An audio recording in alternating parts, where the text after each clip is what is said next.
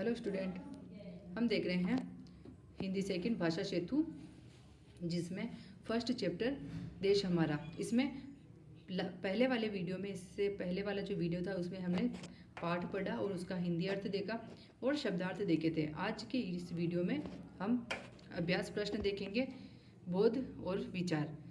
सबसे पहला है बहुविकल्पी प्रश्न। बहुविकल्पी यानी कि जिसमें बहुत सारे विकल्प हो, जिसमें बहुत सारे ऑप्शन हो।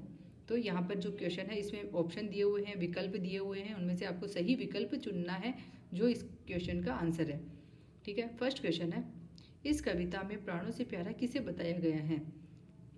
कौन सी कविता में? जो अभी हमने पढ़ी है, देश हमारा। इस कविता में प्राणों से प्यारा किसे बताया गया है? क देश को, ख नदियों को, ग हिमालय को, या ग देशवासियों को। तो इसमें फर्स्ट वाला ऑप्शन राइट होगा, देश को। तो प्राणों से प्यारा किसे बताया है? देश को। फर्स्ट ऑप्शन राइट होगा। आगे वाला क्वेश्चन है सेकंड, भारत देश का रूप संवार कर कैसा बनाया गया है? तो भारत देश का रूप संवार कर इसको कैसा बनाया है? क प्राणों से प्यारा, ख जग से न्यारा, क सुरक्षित, या ग सबसे सुंदर। तो भारत देश का रूप संवार कर इसको बनाया है ख जग से न्यारा, यानी कि पूरे संसार से अलग बनाया है। थर्ड क्वेश्चन है, हिमालय किस दिशा में अवस्थित है? जो हिमालय पर्वत है वो कौन सी दिशा में स्थित है? क पूरब, ख पश्चिम, ग उत्तर, या ग दक्षिण। तो इसमें से आपको सही बताना है, सही विकल्प चुनना है, सही ऑप्शन देखना है कि भाई इसका राइट आंसर क्या होगा। तो टिक कर रखा मैंने थर्ड, ग उत्तर दिशा में। और हिमालय के बादल जब हिमालय से आकर टकराते हैं तब बारिश होती है। फोर्थ क्वेश्चन है, इस कविता के अनुसार वर्षा कैसे होती है? अभी बताया मैंने कि इस कविता में कैसे बताया गया है कि वर्षा होती है, कैसे? क जब बादल ऊंचे पेड़ों से टकराते हैं, ख जब बादल काले होते हैं, ग जब तेज हवाएं चलती है, या ग बादल जब हिमालय पर्वत से टकराते हैं। तो इसमें फोर्थ ऑप्शन राइट होगा, बादल जब हिमालय पर्वत से टकराते हैं। फिफ्थ देखिए, सागर किस दिशा में भारत माता के चरण पखारता है? सागर कौन सा? हिंद महासागर।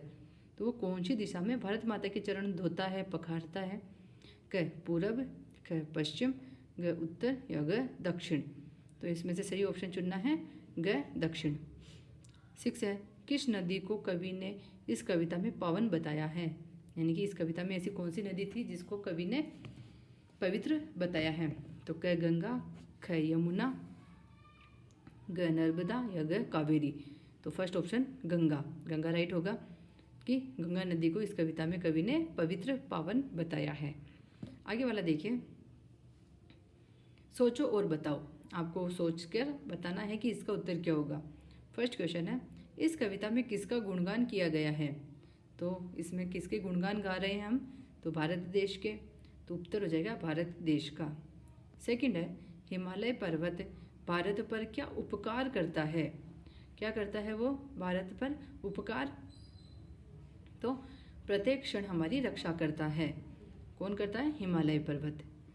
थर्ड है, दक्षिण में सागर किसके चरण पखारता है? दक्षिण में जो हिंद महासागर है वो किसके चरण धो रहा है? तो भारत माता के। फोर्थ है, गंगा की धारा कैसी है? कैसी है गंगा की धारा? तो गंगा की धारा पवित्र है, पावन है। फिफ्थ है, हमारा जीवन सफल कैसे हो सकता है? कैसे बन सकता है हमारा जीवन सफल? मातृभूमि की सेवा करके हम अपने जीवन को सफल बना सकते हैं।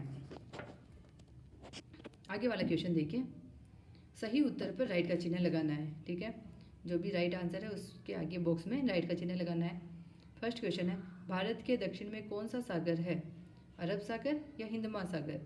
तो हिंद महासागर है इसका राइट आंसर। तो इस बॉक्स में आपको राइट का चिन्ह लगाना है। सेकंड है, जब बादल टकराते हैं तब फर्स्ट वर्षा होती है या बिजली चमकती है? जब बादल टकराते हैं किसी से तो क्या होगा? वर्षा होती है। तो फर्स्ट वाला ऑप्शन इसमें राइट होगा, वर्षा होती है। आगे देखिए,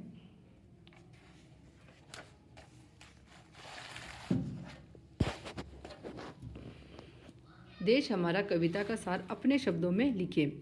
आगे वाला क्वेश्चन क्या है कि देश हमारा कविता का जो सार है उन्हें अपने शब्दों में लिखना है, यानी कि इस कविता का जो अर्थ है वो हमें अपने शब्दों में लिखना है। तो देखिए, वीडियो में दिख रहा है कि इस कविता में बताया है कि हमारा देश सबसे सुंदर और सबसे अलग है।